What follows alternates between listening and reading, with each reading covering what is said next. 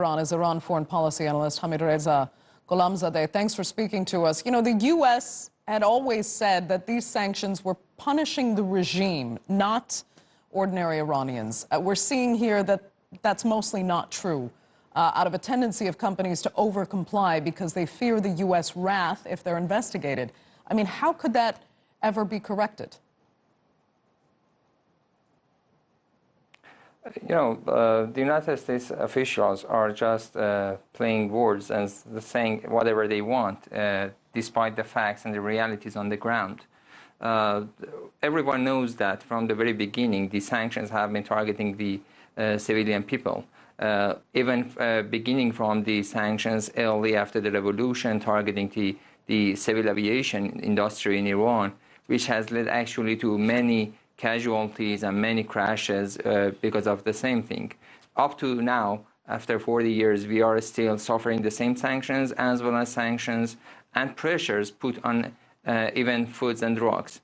We have been in touch and talked to some pharmaceutical companies in Switzerland, in Germany, and all of them say that there are no official bans on export of drugs to Iran. But the point is that you cannot transfer money, you cannot send anything to Iran. The companies, the transport companies do not accept sending anything. Banks cannot transfer money. And when you ban transactions in banks, there is no trade and there is no export or imports. So that's the way that the Americans are actually depriving Iranian people from drugs, medicine, and such things, by putting pressure on on the other countries. Okay. But I mean, let's not forget that a year ago.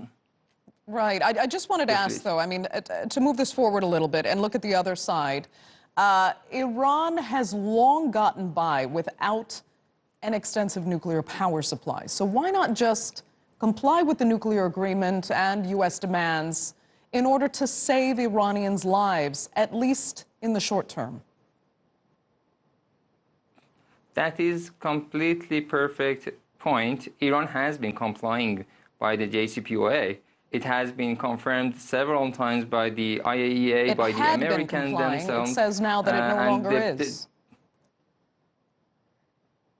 Even now, the lessening of the commitments is still based on the JCPOA. Iran has not withdrawn from the JCPOA. Iran has several times confirmed that and reaffirmed that if the other parties comply with the, actually, let's say, make their commitments, fulfill their commitments within the JCPOA, Iran will actually withdraw from the movements that it take, the steps that it took. So still Iran is in place, and Iran has been actually fulfilling its commitments based on the JCPOA. And from day one, even during President Obama, which himself signed the deal, the Americans did not actually fulfill the commitments they had within the JCPOA. They did not remove the sanctions. They did not allow the transactions.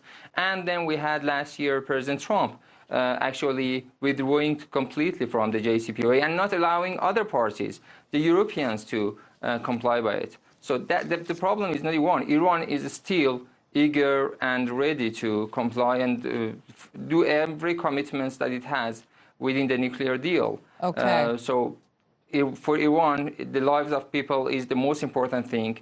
And let's just remember that last year in October, the International Court of Justice ruled that the United States moves and sanctions are against the treaty that it had with Iran and also against the international law, putting sanctions on Iranian on medicine and food, or even the civil aviation industry. All of them was ruled as violation of laws by the International Court of Justice.